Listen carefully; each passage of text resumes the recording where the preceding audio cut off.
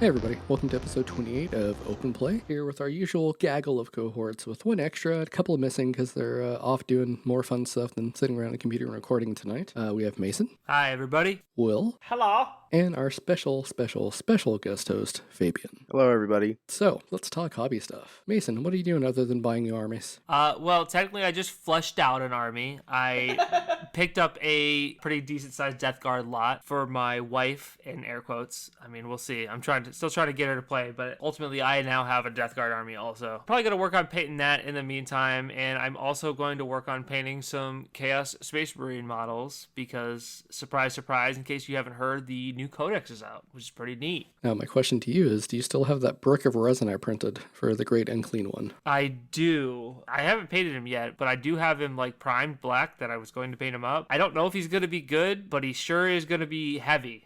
And if I just throw him at my opponent, they won't be able to focus because I'll have the concussion. Yes, he's a very hefty boy. Wait, you didn't hollow him, Michael? Oh no. No, he's a solid like pound of resin. Dude, I hollowed mine because I looked at him. I'm like, yeah, ain't no way I'm printing this solid. Yeah, I should have. I didn't. He's got a solid pound of resin to throw at somebody. It's more than a pound. It is definitely more than a pound of resin. But it looks great. Yeah, it looks good. It survived falling, so I mean, that's one thing. Yeah, can't say something about that when your resin's hollow. That thing would have turned to dust. Yes. So what about you, Will? What you got going on? I'm uninspired. I have 3 Killicans on my desk, and I will do them because I want to play Dread Mob at some point. But tomorrow morning when I wake up, I did a commission print for someone, so I'm going to pull them off the printer, and then I'm going to throw 5 Mega Knobs on the printer. I really want to paint those Mega Knobs in specifically, so I'm going to do 5 Mega Knobs, and then I've got a friend bought me like one of those giant, what are they called? The brand, they're like giant Joy Toys, Bad Dragon. No. I don't think that's it. It's a giant Big Mech, basically. It's about the size of a Gorkanaut. I'm going to paint him up at some point, so. It's a Joy Toy. I mean, that's basically what they are. One of the McFarlane ones. Yeah, there it is, a McFarlane. I've only ever seen like the Marine, and I think they just came out with the Sisters one. They have like vehicles too. It's a Big Mech. I don't know what else they have. But... Oh, a Big Mech like your Tech Priest type guy, right? Yeah. Okay, I forgot that that's what they're called, so I was just like, you say Big Mech, I was thinking like a Gorkanaut or something. Tech Priest put a lot of air quotes around that bad boy. So yeah, this week I'm gonna get the 3 cans done, and I'm gonna get 5 Mega Knobs done if I can, because the list I'm running currently has 17 Mega Knobs in it. So we'll see how that goes. And what about you, Fabian? What you got going on? Oh man. Okay, so recently I was playing Death Guard for like the past couple months, and I did my last tournament with them last weekend. I took them to a pretty big GT just because I got a little bit tired of playing CSM. So I just shelved them, put them in a box, and put them in a shelf, and I pulled back out my CSM. I bought a bunch of Warp Talons, so I got them primed up and got them in my Iron Warrior scheme. I actually have 10 of them on my desk right now, and I'm the Magma style blades that I do, I'm doing that on their claws, so that's what I'm working on right now on them. And once I do that, I have a pair of bikes that I gotta get painted up because I'm liking the way bikes look in the Codex right now. After that, I just have a lot of Legionaries to paint as well. But yeah, I'm just excited to have CSM back out. The Codex is so fun. Can't wait to talk about that later too. Nice. I am working on finally working on some stuff. Finished Streak and Grimed 6 Exalted 8-bound, because I'm going to throw those in my new list. I need to base them, and they're pretty much done. I need to finish painting like 5 Berserkers and then grime up everybody. And then I need to use the new airbrush I got and do some work on the Chaos Spawns. Also been working on my cities list. I posted a couple of pictures of those. Very minimal paint scheme, but I kind of dig it. And I will eventually have that army painted, ready to go. Hopefully by the time 4.0 comes out for Aegis 6. But the airbrush, it's a Harder and Steenbeck Evo 24 CR2 in 1, I guess. It is so freaking nice. It is so nice. So much better than the Iwata Eclipse I was using forever and a day. It's such a good airbrush. I don't know airbrush brands. I have my airbrush and it's fine. So I assume that it's had a lot of names, so I assume it's pretty good. So I'm really happy for you. Harder and Steenbeck is one of the better, bigger brands. They're the ones that, I don't know if y'all seen the Squidmar Evolution one that came out. That was Harder and Steenbeck. But yeah, they're a solid airbrush manufacturer out of Germany. It's a little bit hard to get parts sometimes, but that is worth it, I think. In the immortal words of Vince from ShamWow, it's made by the Germans. You know it's got to be good. My girlfriend recently started with airbrushing, and she got addicted to painting a lot more because of that. So I'm also trying to look into an airbrush myself. But I just know I don't have the space for it. Like, I don't have anywhere to like let it vent out, just so I don't let the fumes stay in the room. I'm honestly surprised with how good she is at painting already. She wasn't onto one before, because legitimately, I'm gonna commission her to paint some stuff. Not even kidding. Oh shit. She's so ridiculously good already. Like, I look at her stuff and I'm like, how? Why? What is this? Why do I suck at painting? It's called talent. Yeah, some people have it. Like, I've been painting for years. I know all the tips and tricks. I just suck at it. Yeah, the Great Unclean one that she did was like really, really, really good. I was like, wow, how did you do that? And her basing is really, really good. That's what I think is the best thing about her, is that her basing is insane. She does like flowers and stuff on her Sisters of Battle, and I'm like, what is happening? Yeah. Well, you'll have to post some photos into the Open Play Discord so people can see what we're talking about. So let's talk about Age of Sigmar. We talked about it a lot last episode, and we're going to probably keep talking about it as we get new stuff out. I think importantly, we can probably skip over Stormcast because they're Stormcast, but let's talk the Skaven sheets that came out. Yes. Hot Rat Summer. Kill, eat man things. It is Hot Rat Summer. Gonna have the Hot Rat bod ready to go for Hot Rat Summer. I read this whole thing, and none of it seemed broken. And a lot of it's similar to what is currently in place, but what is currently in place is really good. I find that Skaven you can build synergies out of like weird combinations of units. This seems to be leaning into more of a focused detachment, right? So like, for Clan Scryer, it's already in place in 3.0 that Globadiers for Scryer are battle line. I think that they're going to lean into that some more here, which is super exciting. Well, the other exciting thing is, even though we're getting indexes, we're going to get 4, I'll call them detachments. That's the word in Age of Sigmar, but that's basically what they are. Battle formations. There you go. So, each index is going to have 4 of those, which is something I wish 10th edition would have done. But it does call into question, like, what are they going to do with battle tomes? If they're giving us 4 battle formations from jump as indexes, what does that mean for battle tomes coming after? Because with 10th edition, we know, because we have 1 detachment, and the Codex is going to give us anywhere from 4 to 5 detachments or more if you're Chaos Space Marines. What does it mean for Battle Tomes Age of Sigmar? What are they going to do? Yeah, that's been talked about a lot that I have seen. People are, same as you, they're like, well, what are they going to do? Are they going to add 4 more? Or because that's a lot for some armies, like 8 detachments. I personally think they're going to add Regiments of Renown kind of deal, special expanded on rules. They might just take those 4 detachments and just expand on them. I have no idea, but I know the Age of Sigmar rules writers, they know what they're doing. They're hitting it out of the park. Yeah. I know Nahal's already a thing, but just everything working with Nahal's, like in this battle trait, is just fun. You have Skaven just going in and out of tunnels and ending up all over the battlefield. The too quick to hit where they don't take mortal damage when they retreat. Which is, oh my god, that's so... So between that one and scroll up a little bit, I forget the name of it, and always 3 claw steps ahead, those 2 abilities give Skaven a ridiculous mobility advantage. Yeah, and then the 3 claw steps is once per enemy hero phase turn. Yeah, exactly. So every turn you're just moving somebody. This is classic Skaven. Kill yourself or do more damage or be super tough. Like the prize creations for Clan Molder. Yeah, we're looking at Flesh Milled Menagerie from the website. 1 to 2 to inflict D3 mortal wounds to yourself, which is just fine. 3 to 4, you add 1 to the attack characteristic of the target's melee weapon until the start of your next turn. And what you really want is the 5 to 6. So you get the ward, 5 up save, and the same effective rapid infusion. So you definitely want the 5 or 6, but you take a 3 or 4. Yeah, so that one, Rat Ogres are going to be outrageous especially now that they have a gun too. They're basically Storm Fiends, but probably a little bit less tough, because Storm Fiends are basically just Rat Ogres with guns strapped to them, but it kind of seems to be what they're doing with Rat Ogres. That and the Warp Lightning Vortex. So just the distance on that.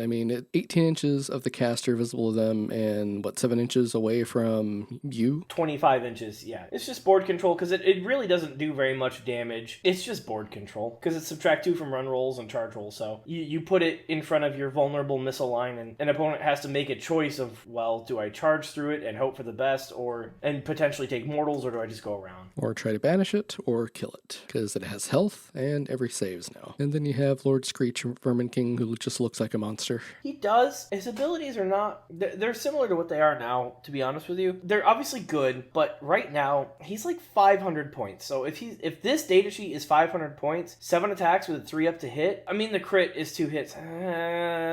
maybe. 3 to hit, 2 to wound, rend 2, damage 3. So, I mean, he's still pretty powerful. He slaps. You could fumble a roll is my only concern. Yeah, I mean, it's important to understand that, like, we're looking at these war scrolls without points, right? So we don't know how... This guy could be really good at 300 points. He could be, like, if all the other characters that do what he does is 500 points. He could be terrible at 500 points when everyone else he does is 450 and is tougher because he's just a lowly rat. But yeah, that's just the bring down the whole conversation. Like, ultimately, we don't even have all the rules. I don't know what all any of this stuff does. I just see a lot of words and I'm like, yep, that's a rat. Let's go. And then you have the rat ogres, who do have the gun, 10-inch range, 2d6 attacks, hitting on 2s, hitting on 4s, rend 2, damage 1, and they can shoot in combat, which is huge. It's basically a wart flamer. I don't know why they just didn't call it a wart flamer, because that's what it... Well, I guess it can miss, so yeah, never mind. And only one of the 3 models are armed with the guns. Only one guy's got the gun, but still. Oh, okay. Only one guy has it. I was about to say, like, this data sheet is cracked. Like, what is happening here? I was like, 66 shots? No, only 2d6 shots for the whole unit. That's not as bad. I mean, you're going to pull that guy last. Yeah. Plus, they can unleash Warp Fury, inflict D3 mortal damage on this unit, then add 1 to the attack characteristics of the melee weapons for the rest of the turn. And their melees are 5 attacks, hitting on 4s, winning on 3s, rend 1, 2 damage each. So that's 15 attacks. Yeah, so you definitely don't kill a rat, and you get 18 attacks to at 4-3, rend 1, 2 damage. That's not bad. If they're priced at about 60 points a model, and the fact that they have a hit roll now makes me a little bit more hesitant to field them, because you're gonna detonate, basically, right? If you overcharge the Warp Lightning Cannon with a hero nearby, instead of rolling d6 attacks, you're rolling, or 2d6 attacks, you're rolling 3d6. But for every 1 you roll, you take a d3 mortal wounds, and it's only got 8 wounds. So your chances of exploding if you overcharge once are not insignificant. That's the fun part about the army. Yeah, I mean, I think you shoot it one time. If you take it, I don't know how many people are going to be taking Warp Lightning Cannons at this point with the, like, Skaven Gatling Cannon that's coming out in the box. Boy, do I have news for you, Michael. I have 3 Warp Lightning Cannons ready to roll and painted, baby. Well, I mean, you play orcs too, so I mean, you know. Safety? What's a safety? But, I mean, so far, I'm a fan of everything I'm seeing. They're good. Nahul's are one of the, in my opinion, one of the best faction terrains in the whole game, because it just gives you so much mobility. You can jam a weapons team through it, and you're just like, well, I'm here, deal with me, or I'm going to shoot your army to bits. Yeah, 1 CP, pick a non-hero Skaven infantry unit, and basically set them off the board. I am so excited. If I'm hoping that I can take a work fire thrower team and I can put them in like groups of 3. Oh my god, that'd make me so happy. This preview doesn't show it, but the new Skaven gun. Oh my god, that thing looks so fun. The Gatling one, right? Yes. Yeah, it's the same. You roll 1, 2 mortal damage to yourself, but if you have a friendly hero, somebody next to it, you get like 66 shots. It's like 6d6 shots at like 4, 3, 1, 2. It's like, oh my god. And then typically Scryer has ways to buff +1 to hit, +1 to wound pretty consistently. So you could be at 3, 2, 1, 2 at 6d6 shots. That's deleting anything. I know Fabian and Mason are not as big into AOS, but Michael, you and I are going to throw down, and I am so pumped. I'm looking forward to it. It's going to be fun. I definitely plan to make Age of Sigmar for a main core game. Still going to play 40k, but I want to play a lot more AOS. No, and I want a game that I can not be super competitive and play, because like 40k, if I go to an event, I know that I'm going to like, I want to do well, I want to go at least positive and stuff like that. But Age of Sigmar, I can just go have a good time. It's nice to have a backup, got some good looking models, so I'm definitely going to play 4th for sure. As a Gits player, I don't play Gits, but I know Will, you have some Gits? So it's funny, I have like 3,000 points of Skaven. It's basically all Scryer. I cannot overstate. I kind of went all in on Gits, okay? Don't judge me. Don't. Too late. You know who you're talking about, who you're talking to, right? I have 2 Arachniox spiders painted, an entire spider detachment. I have an entire squig detachment. I have probably like 100 foot goblins painted, which is not enough, but that's enough for now. And then I have all the squigs. I have so many squigs. I have probably 6,000 points of Gloom Spike kits. So you've played with Bad Moon and stuff. I mean, is this pretty much the same as it is in 3, or is it different? It is very similar. You roll to move it. If I had to guess, I'm going to say the Loon King is probably going to give you more control over it, because that's what he does now. So there are ways to control the way the moon moves, because the light of the bad moon is extremely important to the core of how the army plays. So if you're not under the light of the bad moon, like in the Squigs detachment, You can't advance and charge. So, like, that's really bad. So you want that. So, yeah, it's very similar. It's probably going to give you fat benefits if you're under the light of the bad moon, and you lose a good chunks of your army if you don't have it. And you have the Squiglanch detachment. This is the same that it is now. Adding one of the attacks characteristic is hilarious because it makes your squig herds, the 20 stack, if they get a charge off on something, I don't care if it's Nagash. I'm going to kill Nagash if all 20 make it to melee. You're Dunskies, buddy. But a lot of the stuff is very similar to what it is currently. Sneaky Distraction, I think they have that. It's like Itchy Nuisance. It's very similar. But Gloomspite are really good, so I just like the lore name of this. Lore of the Clammy Dink. I mean, what do you want, man? Oh, this is the Loon King. Oh, I didn't even see this part. You can choose whether the bad moon moves to the next location or stays at its current location instead of rolling the dice. That is of such critical importance, I cannot overstate it. Scragra is going to basically be an auto-include for most armies. I mean, do you really think so, depending on points? Because, like, you pick where it starts, and then it moves to the center at worst. So, like, worst case scenario, like, it moves turn 2 and turn 3, so it's in your opponent's side of the board turn 3. So, I do, because you don't want it to move turn 2. So if it moves turn 2 and then it moves turn 3, you're in trouble. Because then it's on your opponent's side of the board. And like, so Gloomspite are fast if you're playing the Squig detachment or the Spider detachment. But if you're not playing either of those, it can be dicey. So I will say, depending on his points, and he's no slouch either. He's a good mage. He's got good abilities. He's not terrible in melee. He's not very defensive, but, what are you going to do? Wizard 2, so, 2 spells. I think the idea is you just have a bunch of goblins to dig through to get to him. So, like, he doesn't have to have a bunch of wounds because he has 20 wounds of goblins in front of him. Exactly. Gobblapalooza is one of those interesting ones. So this is a Warcry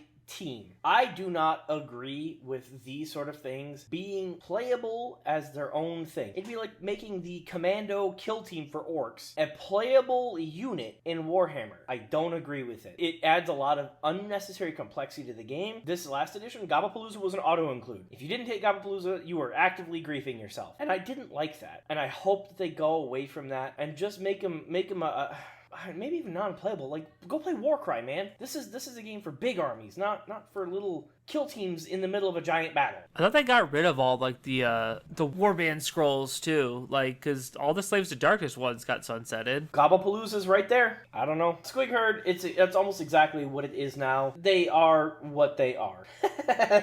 They're just little guys. They're just little guys, but on the charge, each of them has 4 attacks, hitting on 4s, wounding on 3s, with a rend, and damage 1. If you can get 20 of them into melee, that's 80 attacks, man. It looks like it's probably units of 5, so they can only be unit of 10. 1 to 6 models. Oh, okay. Usually they can be, so 1 and 6, so 1 runt herder for every 6. Usually you can reinforce them. These guys you can reinforce twice. So 18 models. That's going away, though, because I think the max reinforcement now is going to be 1. Okay, so 2 and 12. Okay, so it's still 24 attacks. That's still scary. Honestly, that's more reasonable, too. It would be 40 attacks, because there's 10 squigs and 2 squig herders. So I assume that would mean that there's 6 guys in the unit, so 1 out of 6 of them is a squig herder, so there's 5 squigs. So it's going to be 10 squigs, 2 herders. Okay, yeah, that's 1 plus 1 plus 2 plus 1 equals 40 attacks. Shut up, Mason. I'm just here to help. It's still a lot of attacks. That's still going to hit really hard. Yeah, that's what I'm saying. Like, you said 24 attacks, and that's already a lot. 40 is a little bit more than 24. Yeah, like, that's a lot of attacks. That is the most correct thing you've said. 40 is definitely more than 24. I'm pretty good at math. The Loon Shrine, very similar to what it is now. Isn't it exactly the same, except for it can be killed? Yes. Well, it can be killed now. Okay, can it? Really? If you get a monster near it? Yeah, okay. All right, Mason, calm down. I hate terrain that can't be killed. I hate it.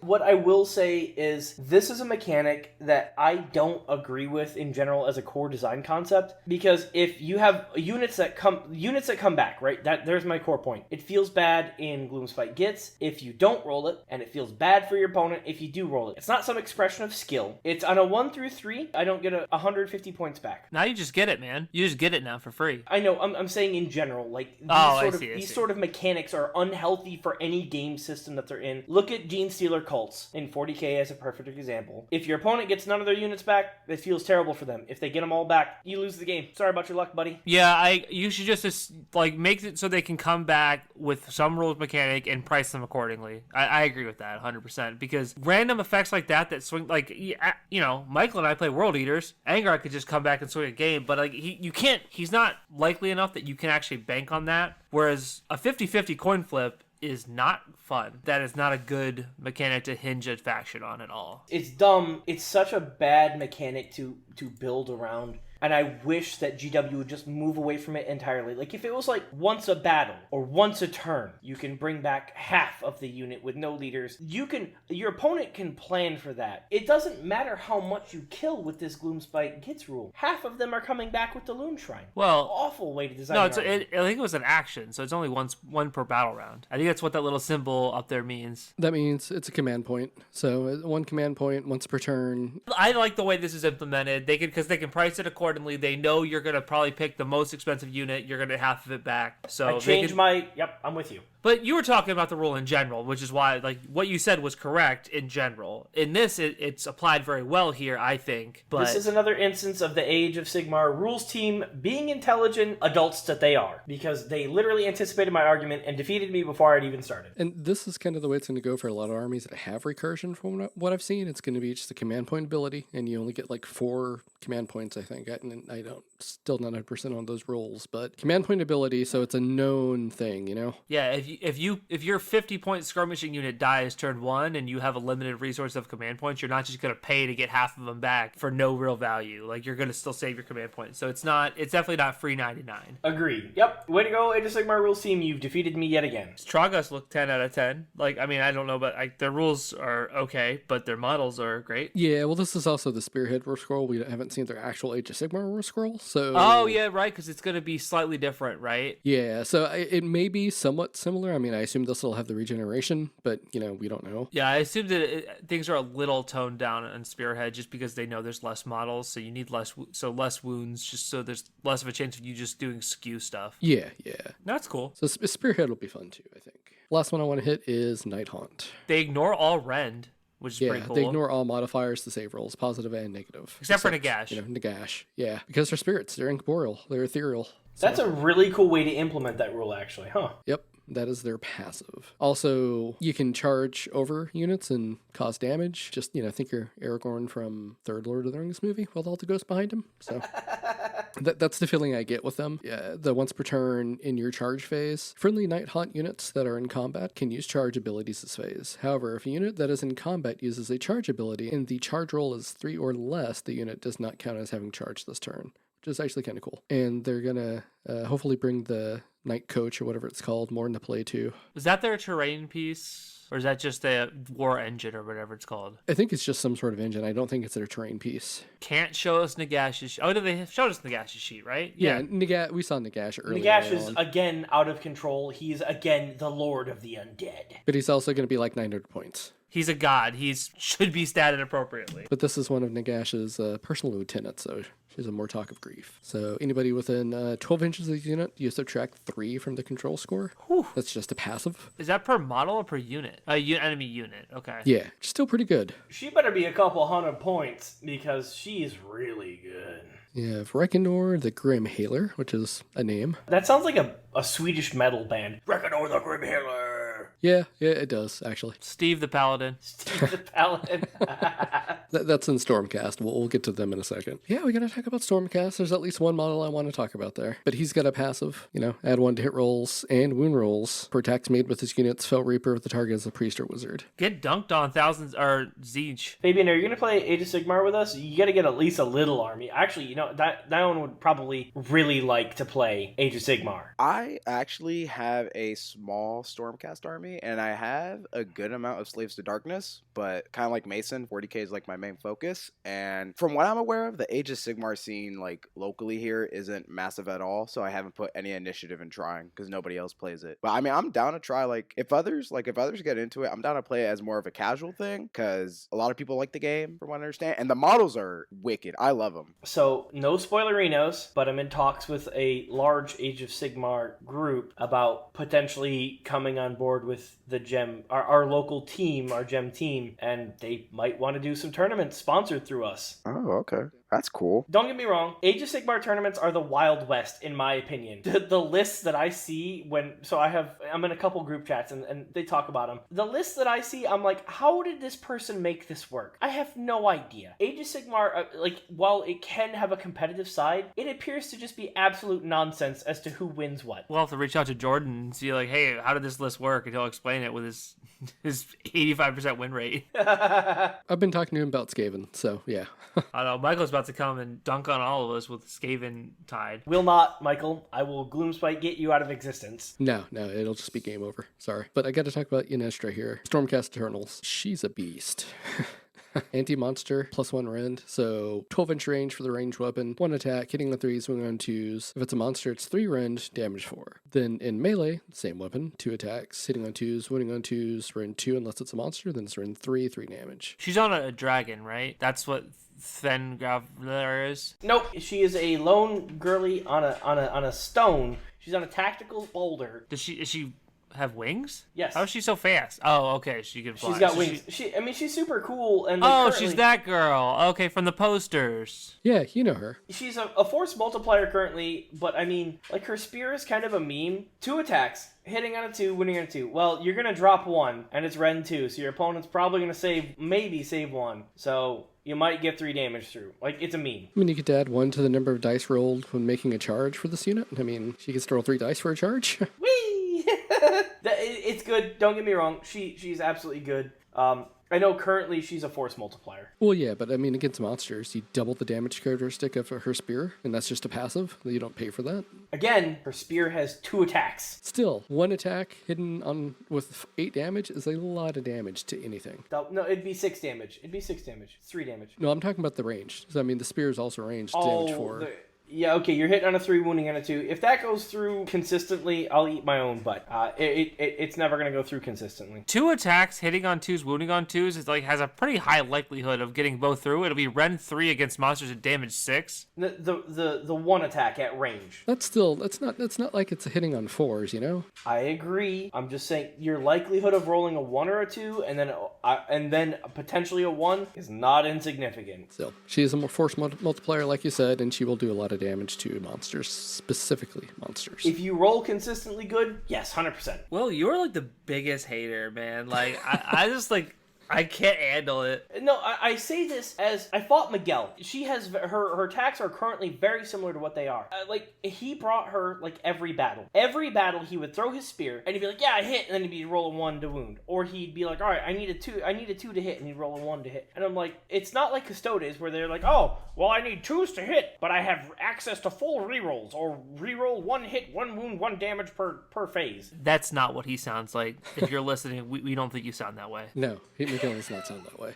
His voice is deeper than yours, for the record, but way deeper than mine. No, for the record, I just did the math. There's a 55 repeating chance of it wounding. So it's slightly over 50% of the time it should do 8 damage. I mean, you still got to take an opponent's save into account. Most monsters won't get a save. Most monsters? Rend 3? I mean, that's a lot of rend. Yeah, what monster has a 3-up save? There's not many. Nagash, but Nagash is once again probably be 900 points. No, I think that she's not going to be the army on her own, right? But I think that to say that she's a chump because she has not very many attacks is disrespectful. I think I don't think she's Celestine levels of nonsense, but I think that she could harry stuff, and if you have a monster out of position, she could come and thump it. 12-inch move, 3-up save, 5 forward save. I mean, she's pretty beefy. Charging an average of 10.5 inches is a lot. Yeah. Agreed. She definitely seems like a medium-sized beatstick combined with a force multiplier, which is what she probably should be. Yeah, I think that she'll mostly just pick off skirmisher units and stuff like that, because they won't be able to touch her back. She has enough attacks to kill probably 5 guys relatively consistently, and then she'll run away. That, and there's a lot of just monsters in Age of Sigmar anyway, so I mean, it's not like she's not going to have choices. Assuming that stays the same, because we don't know, but yeah, I'm running some monsters. I want to. I'm looking forward to it, man. Gonna have cities ready to go, which aren't monsters, but I will also have Ossiarch Bone Reapers and Seraphon plus Skaven. I'm buying Abraxia when she comes out, even if right now she's not very good. Hopefully she's good in 4th edition. Did you already pre-order? No.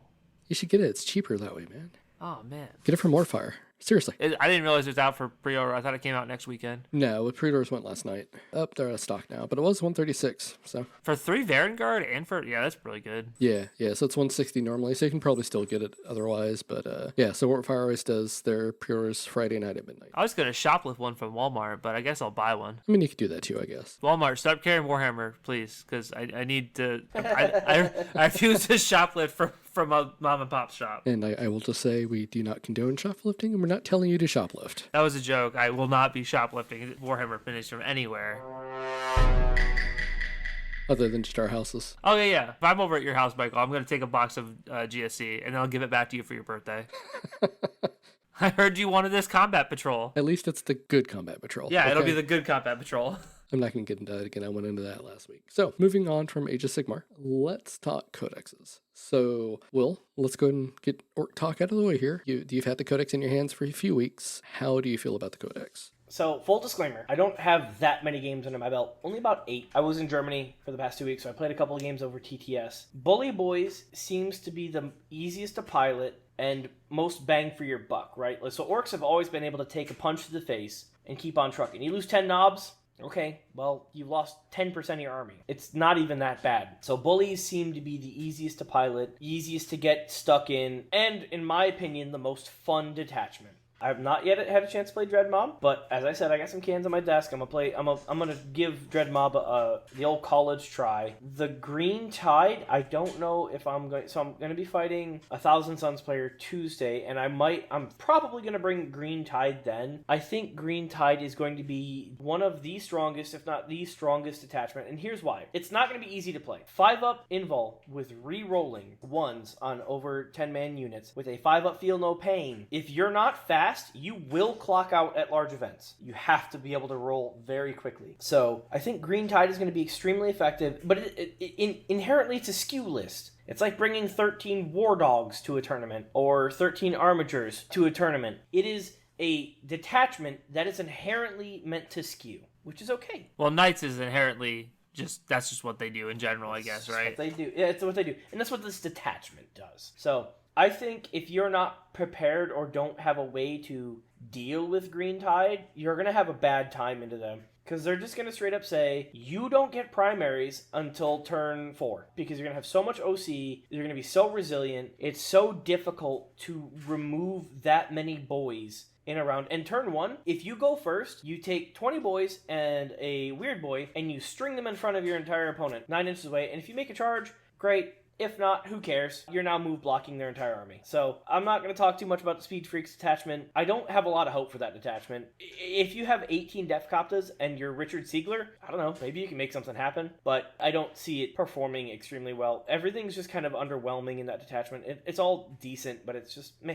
Warhorde the stratagems are amazing in Warhorde, and it's just kind of an orc good stuff detachment. That sustained 6s is so good, and the ability to give sustained 5s, neg 1 to wound, all of that is just orc good stuff. So I could see Warhorde sticking around as maybe contending for second place as the most played orc detachment. I think Bullies is going to stay number 1. Two turns of Wa, it's so forgiving. Mega Knobs are going to go up in points, everyone. All my orc listeners, if you're rushing out to buy 18 Mega Knobs, you're gonna have a bad time here in a couple months. They're gonna get nerfed, and you're gonna run maybe 11, maybe 12, depending on how hard they get slapped, because they are going up in points, y'all. So closing thoughts, and then I'm open to hear what everyone else's think. Bully Boys, easiest, most fun detachment to play. Green Tide is comparably stronger. Green Tide straight up murks Bully Boys. Bully, you kill 10 boys with your knobs, and then the Green Tide just smothers the knobs to death in weight of attacks and OC. But yeah, those are my thoughts. So, I mean, looking at stat check from the previous week, because that's not updated for this weekend, obviously, but, Green Tide is the higher win rate, but it's only played by fewer people. 20 games played as opposed to Bully Boys 143, but the difference is only 2%. I think that hobby lag is real for that army, because 100%. Not everyone is as insane as Will and has 400 painted boys.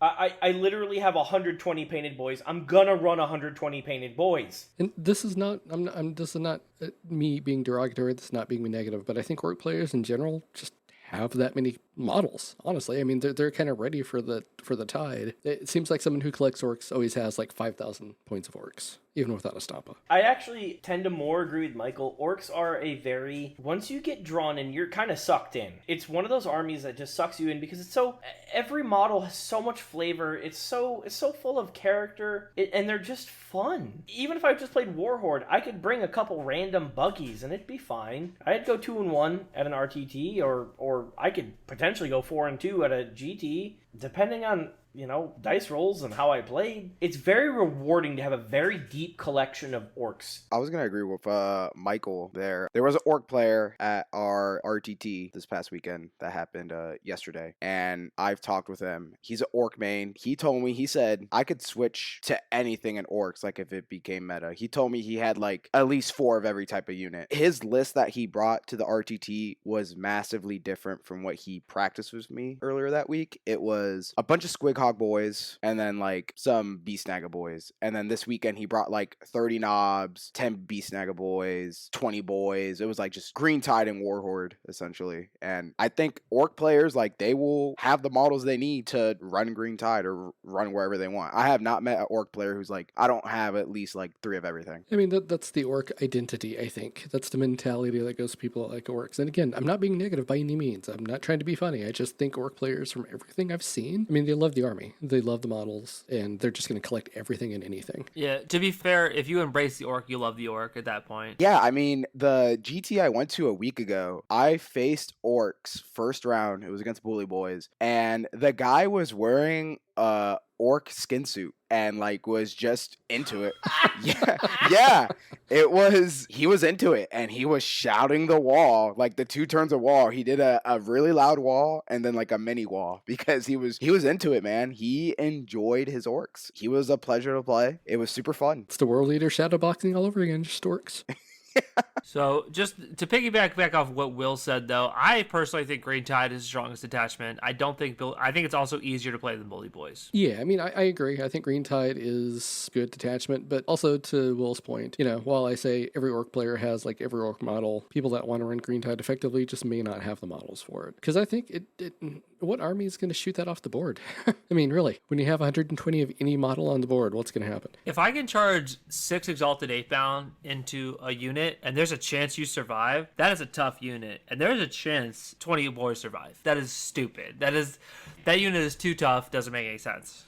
And here's the problem with Green Tide. You have no control over the flow of the game other than I sit on objective and hold it. World Eaters, they choose every single engagement. You don't have fight on death in Green Tide. So your opponent says, okay, well, I'm going to charge here, I'm going to charge here, and I'm going to charge here because they're faster than you. And then they get to say, well, I know you're going to interrupt here. This unit, I'm cool with losing. Then they get to do that. That's the problem with Green Tide. A skilled player will outmaneuver Green Tide every single time. I think that you're just confusing the choice of, like, you can choose the engagement with the illusion of choice. Because a lot of the times the choice is, I went first, I'm on all the objectives. Do you want to charge me, or do you want me to charge you next turn? Like, that's not a choice, It's like, I'm going to get hit next turn, I have to go in, or I can literally run away from the objectives and let you score 15 on primary. That's not a real choice, is what I'm saying. I think just moving 2 weird boys off into the far objectives, and then 60 boys onto the closest no man's land objective, like, you're on all the points. What else is there to do for a world eater like me? You know what I mean? If you go second, the army has kind of a world eater's like problem where it goes down an entire, like it gets to lose a lot of weakness because you can't do that trick, and you have to rely on 8-inch charges because you still have the +1 strat. I don't know, man. I feel Bully Boys is more forgiving, has a higher skill ceiling than Green Tide. I feel like Green Tide has a lower skill floor because you can literally just yeet 100 boys up the field and you'll probably be okay. I definitely think Bully Boys is a higher skill ceiling. I agree with that. I don't think that it's better overall because it has a higher skill ceiling. I think that there's plenty of armies that are really hard to play that aren't good. I agree with that. I think Bully Boys is a higher skill ceiling. My opponent, like I said, the one that I played at the GT recently, he relied, I think, a little too much on the Mega Knob's toughness. I get that they have a 4 Feel No Pain on the wall, but I was playing Death Guard, -1 to save, and then all my Flamers, they're all anti-infantry 2 up, and then I have Predators flamers are like, if you're infantry, I get additional AP, and then I can spend a CP to make another AP. So like, you're not going to get a 4-up save, and you're going to be at your feel no pain the whole time. And if I focus everything on you, you will lose that unit. Having flamers that are anti-infantry 2-up, it doesn't matter how tough you are. I wound you on 2s. And a good opponent would recognize that and know that their mega knobs cannot just sit on an objective and just rely on stuff. I think it's the same thing like how Custodies were in the past. We have a Custodies player nearby. He used to rely on Custodies, just sit on objectives and just eat shots. You have 4-up feel no pain, 4-up invuln. You can -1 damage for 1 CP, so you were just tough. That was the identity of Custodies. Now they have to play super differently, and I think you kind of have to do that. You need to recognize when you need to do that with your mega knobs. Let's just quote Will again. You have to learn how to play the game, Custodies players. Agreed entirely. If you're a Bully Boys player and you yeet your mega knobs up without any form of cover, expect a bad time. I feel as though with orcs, most of the time you're used to having, like, let's say 5 medium level threats. And with Bully Boys, you have like 3 medium level threats. If you don't run Gaz, you have probably 4. But like, if you most of them seem to be running Gaz these days, because Gaz is very good. Gaz is cracked. Gaz in Bullies is maybe not mandatory, very good. Gaz in Green Tide is mandatory. I don't care what you say. Lethals for 100+ boys is ridiculous. No, you run. If you're running Green Tide, you take Gaz. Like, there's no question. Even Gaz in Warhorde is very good because you automatically have sustained on 6s. And you can get critical hits on 5s with Warhorde for 1 CP. So that means you have crits and lethals on 5s for a unit for a turn. If Gaz's unit is touching something, that unit dies. And if Gaz's unit makes it through the water, like, you can just tank saves on Makari, because it's the same thing as like Marnius Calgar or the other character units. Like Makari doesn't have the character keyword, so even if there's 6 mega knobs in there, if like Makari needs to doesn't do anything now, so you can say I'm gonna take a 2-up invuln until I die. Oh, you're shooting with the last cannon, 2-up invuln. So that's my thoughts. Like, Bully Boys is far more forgiving. You're gonna see all the Bully Boys in the world, because running 12 mega knobs and 20 knobs or even 20 boys with a war boss is really good. That's 2 turns of a 5-up invul, strength 5, extra attack. Boys turn into mulch machines. I think Mega Knobs are still one of the better units. In Green Tide, isn't it like if you have 10 or more units, you can bring them back? Like, it's like D3 units or models? Only boys. Only boys. Okay. So you take a big mech in mega armor, and then you treat it as always having 10 or more models, which then means you get to reroll save rolls of 1. Well, then you put 6 mega knobs and a big mech in mega armor who can bring a mega knob back and heal a mega knob in cover. And then that left objective, well, that's yours. If you really want it, come get it. That means it's 6 mega knobs with twin kill saws and a big mech leading them. Now, are they super killy? No, they're not going to kill everything. But you ain't killing them either. So good luck. Yeah, I was gonna say, you just take some Mega Knobs and like make them extremely tough and put them like on the center objective in Green Tide, and then just run all your Green Tide boys, like all your boys up the side, and just be like, all right, you gotta do something now or I'm just gonna eat you up next turn. That is the thing. I think Green Tide loses a lot of games because a skilled player will punch you in the kidneys and choose their engagements wisely and just break you down. And if they're good, if they have the scoring potential, they just score all the points. But if they're not, then you just auto win because you have primary. They get 10 on primary for the game and you get 45. You think that's what happens with Green Tide and not Bully Boys? I think that's exactly what happens with Green Tide and not Bully Boys. So Bully Boys get 2 turns of advance and charge. That is the key point here. And you're rapid ingressing 6 mega knobs, well, rapid ingressing plus deep strike, 6 mega knobs and a mega boss. You're putting tons of pressure on your opponent. Green Tide, you're not choosing the engagements. You are getting chose for engagements. Bully Boys, you are probably choosing your engagements because you got trucks loaded with knobs and a war boss, and you got mega knobs in deep strike, and then you got Gaz on the field, which Gaz does as he pleases. You are choosing the engagements with bullies. You are not choosing the engagements with Green Tide. I don't know. I just think 120 bodies costing, what, like 800 points plus characters is a lot of meat to chew through. And I think that, like, yeah, everything that wants to hit you is going to hit you. Like, you can't hide line of sight. You can't hide from being charged. guards and stuff like that, but like you're tough as nails. Like 20 boys and a weird boy, you're going to jump across the field and you're going to expect to lose about 250 points turn 1. Is that a worthwhile trade? No, but I wouldn't do that. I wouldn't just send 250 points out to know to die when it's going to die, because like what does that do for me? If you're move blocking the enemy army, that's what I'm saying.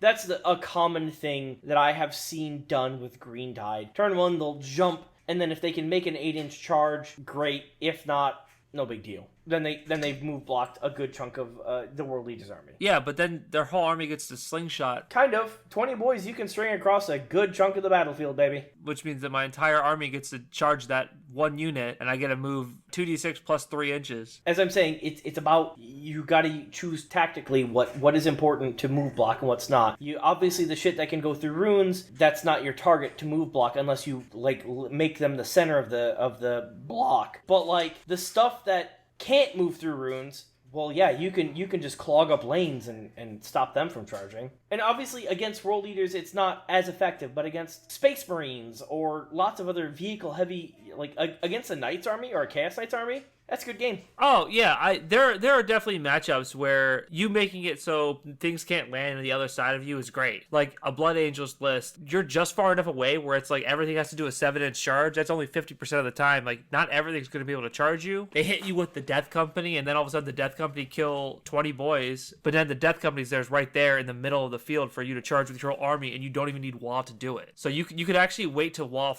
till turn 3. Is my thing. Like, I wouldn't just throw away a squad. I would use it as a tool to bait people out at best, but you could also just, I'm going to teleport onto this far objective, and now there's 20 boys in a cluster of this objective where only maybe, instead of your whole army, only 3 units can charge, and the rest of your army can come out and fight with the rest of my army.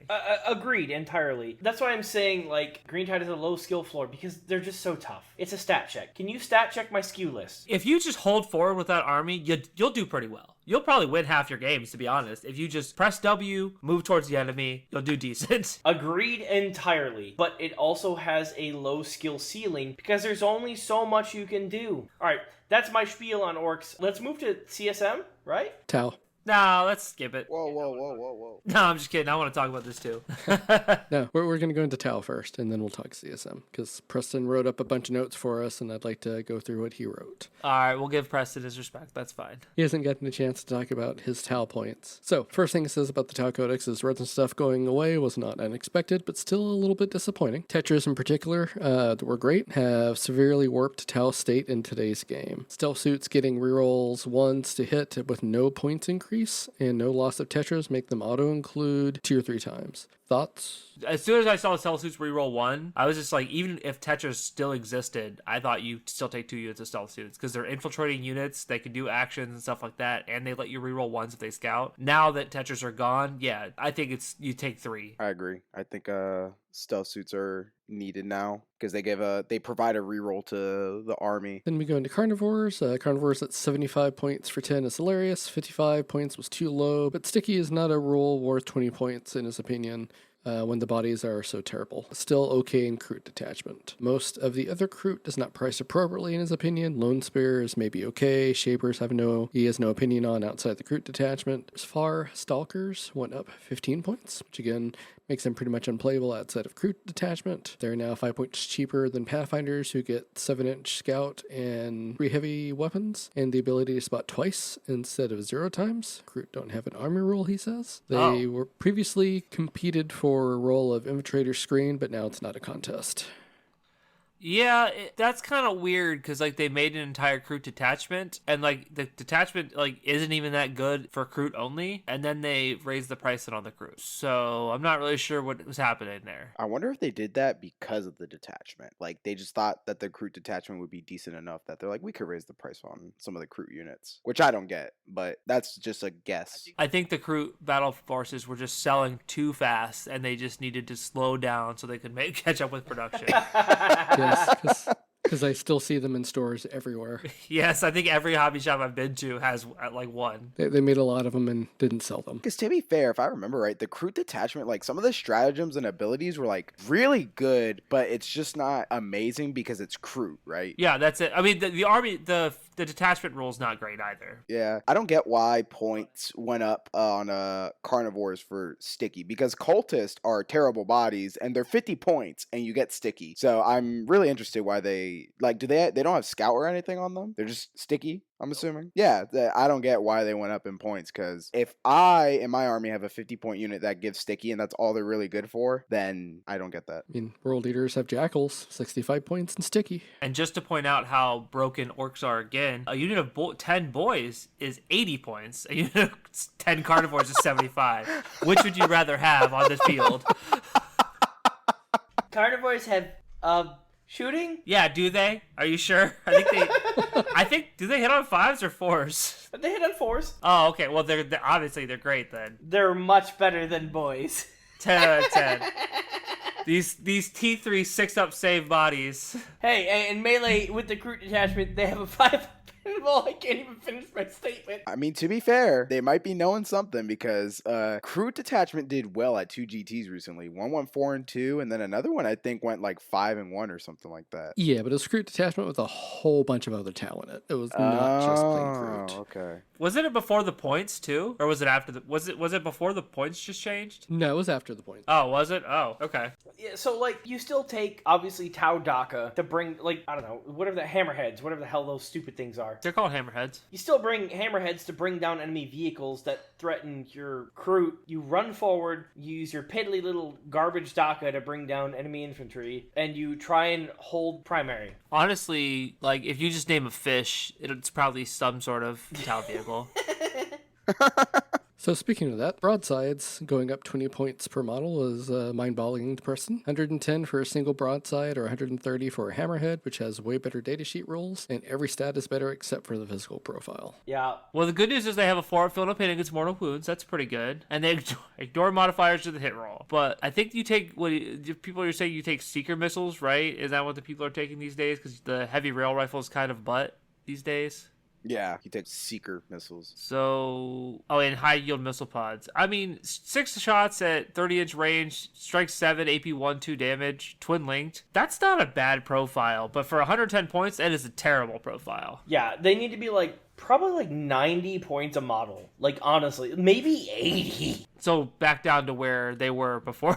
Is what Correct. You're saying. That is exactly what I'm saying. Because in certain detachments, that can be a scary profile. But you've got to price them accordingly. At 120, they're never going to get fielded. But the good news is they're vehicles and they're walkers, so you can heroically intervene with them. Ah, yes. Honestly, raise them another 10 points. 120 a model, let's go.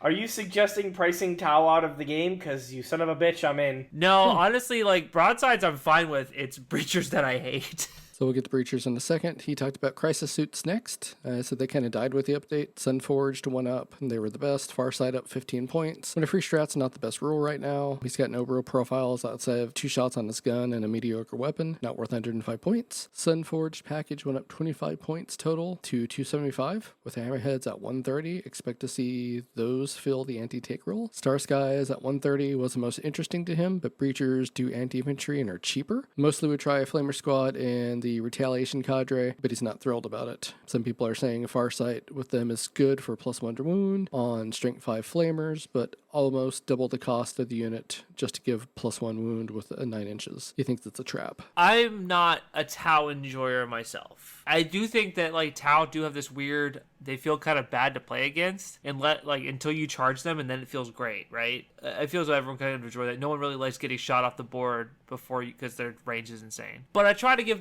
everyone has their own cup of tea, and Will hates Tau enough for everyone on this podcast, so let's defend Tau for a second here because Preston's not here. Tau without crisis suits being good is like how I felt at the start of 10th with CSM and Terminators not being good. It's like the faction identity. You gotta have them be at least fieldable, right?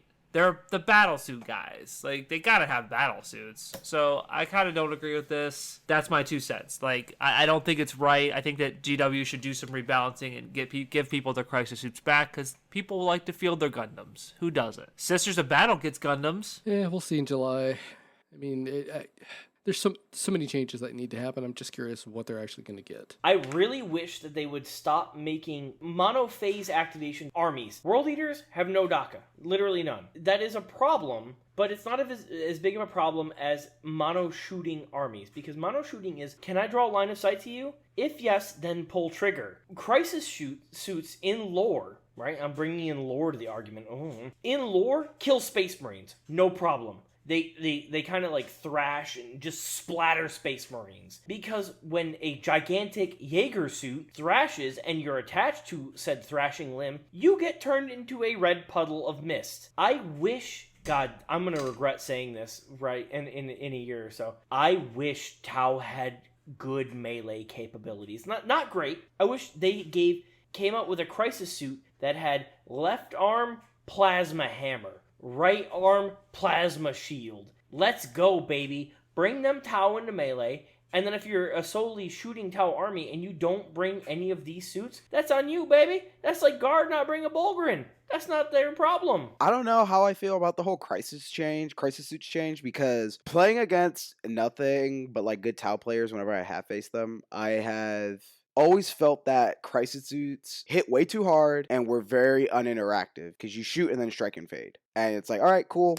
Well, now I have to somehow, when I was within 18 inches of you and then you moved 12, now I have to somehow make up that distance and charge you. And just hope that you don't kill me in the Overwatch. Or like when your Kion turn came on for the sustains too. Because their Overwatch was pretty good, because you had 53 shots, sustain 2. Like, it was very uninteractive, and they dropped the points. They went, I think during Index, beginning of the edition, they were 400 points for a brick of 6, or whatever their max squad count was. Then it went down, I think, to like barely 300 for the full 6. It was like 280 plus a commander made it like 360. And you brought 2 of those. I remember people bringing 2 bricks of that. If not, it was a 6-man brick and then a 3-man brick, and it had like Farsight in it. So against Preston, to tack onto your point, it was 2 6s with 2 commanders with another commander lone, a 3-man brick, and Farsight. Yeah, and it felt very oppressive. Like, it was just not a joy to face. So, like, I guess you could say, like, they're serving their time, because that was just criminal, and it was not fun to face against. So, me personally, I'm happy with it. But I do agree with Mason, from a hobby standpoint, or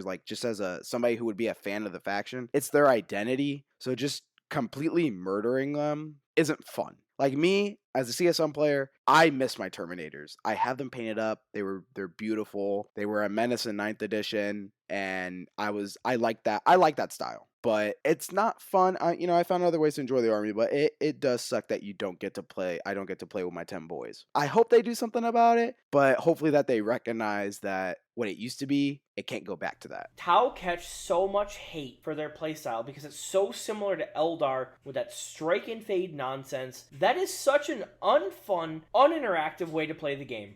And everyone universally hates fighting it. Yeah, I don't like indirect fire or any sort of strike and fade mechanic. You should have to expose yourself to do damage. And it seems like every unit that's really good at striking and fading is also kind of cheap now. So we kind of hit breachers. He says they're still the best part of the Codex. You're going to see them a lot, which I think everybody agrees with. Riptides back up to 180. He said it seems a fair price for the Riptides, Razor Shark, Strike Fighter, and the Sun Shark Bomber. Went up 5 and 10 points respectively. Does people use them, I guess? No? Flyers? No. Yeah, that's the joke. Sunshark bombers can stay in hell where they belong. Agreed. Aircraft can stay in super hell where they all belong. I say this and I own 5 orc jets. Yeah, I have a Helldrake, and it's gonna just sit over there. It's not on its base. It's like half put together because like I just bought it on a whim, and I was like, why am I putting this together? This thing's terrible. And then 10th edition came out, and aircraft are even worse. Helldrake is probably the worst model in the game. Flyers in general are just not good. I'm glad I missed that I played 40k way later after what I heard was terrible. Like, Flyers were just making the game really bad. Flyers are unacceptable. Even like the double Storm Raven list, I'm just like, this is annoying to play against. And like, that's relatively, air quotes, fair. Yeah, I was actually going to touch on that. The double Storm Raven, like with Dark Angels Iron Storm. We have a local player who plays Dark Angels, and he's been running the Iron Storm list lately. And I mean, I beat that list, but it was annoying to play against. I mean, it's pretty strong. I can see why they wanted to nerf aircraft. I'll just say that, because it was a little oppressive and a little much. And it's like, all right, if you're flying, my melee units can't interact with you. So like, as a melee army, like, how do you deal with that, you know? It's such an unfun concept. Flyers were a mistake, and they should have never been introduced into the game, except for like jetpack flyers that can't fly permanently, even though they totally could. Flying units have taken so many nerfs over the editions that it just kind of goes to show you. Just for a little bit of Warhammer history, once upon a time, vehicles with fly used to be called skimmers, is what they used to be called. And they were the less strong version of flyers because you could actually interact with them on the field, and in melee, you only hit them on 6s. What? Yes, a monolith was a skimmer. I'd just pick up my models. I don't even want to fight that. Yep. So you had to give up your melee attacks to do it. But I think vehicles only had like one melee attack. It's like, okay, that's fine. I'm gonna fly up so you only hit me on 6s with my armor 14, which is like, you know, the strength only went up to 10 back then. So it's like you were wounding me on like, you needed 4s to wound me at best or whatever. The game was weird back then. Don't worry about it. It was such a goofy mechanic. And then also, you could also play Tau and Eldar in the same army. Wow. Eldar with Tau allies or Tau with Eldar allies was like, just, this is depressive and terrible. I hate it. So the game is better now. Let's look at it that way. Flyers are cool for things like Apocalypse, right? Where like you just bring all the models that you have, these cool models, you bring the giant titans and stuff like that. So like flyers are cool for that. I just don't know why the data sheets are introduced in like when you go in the app and you have like your army list. I you know, flyers maybe go to Apocalypse. Like if you don't want flyers in the game, GW, you just move them out from standard 2,000 points and just take them out of the data sheets, but make them available in like Apocalypse games or Horus Heresy or whatever, you know? Gotta make that money, man. Gotta sell those kits. I think a flyer or like a gunship is okay. Because if you can't deal with one flyer or one gunship, that's kind of on you. It goes into the tactical strategery, if you will, of playing the game. But like 3 or 4 flyers in a list, unacceptable. Why is this in the game? Remove this. So overall, Preston's thoughts. He thinks Tau is still good. Thinks Montka breachers are still going to breach. Gets less stuff overall, but he feels like now there's a very obvious best choice for models, and the rest just don't cut it depending on what you run, which is kind of sad. External balance is good. Internal feels worse than the index. Yeah, I agree with that. I do want to go back to the flyer conversation because there is one flyer that is acceptable. GW, drop the price of the Manta to 2,000 points, you cowards. Agreed. I want someone to take a Manta to a tournament. Do you know why the Manta isn't 2,000 points? Yeah, because Richard Steeler got one for winning the ITC. Yeah. He shared that story. And it was recently. a pain. Because they don't make them. Like they take forever to make. And he's like, I don't want this to happen again. But I would love for someone to show up at RTT with a Manta. I don't even care if it's 3D printed. I don't care if they bought it legally. I just want it to happen. Like, you can't deploy it because it's too big to fit in your deployment zone. I don't even know if it has hover, but like, you cannot win a game because you cannot score any points. You just have a Manta. You're probably... I'm going to slide you up to 4th place so you get your money back. It's only T14 too. That's sad. 60 wounds though. It's how many wounds? 60. 60 wounds. Jesus Christ. You're going against like Titans with this thing. Like, yeah, it is a flying Imperator Titan. The heavy rail cannon with damage 12 dev wounds. Strength 26. Jesus. -5 AP, 12 damage. Yeah. But can you imagine just rolling your 4-up invuln and just be like, all right, I'm fine. Like, your damage 12 weapon, just like, nope, I don't take that. I don't take that. Abaddon just eats that shot.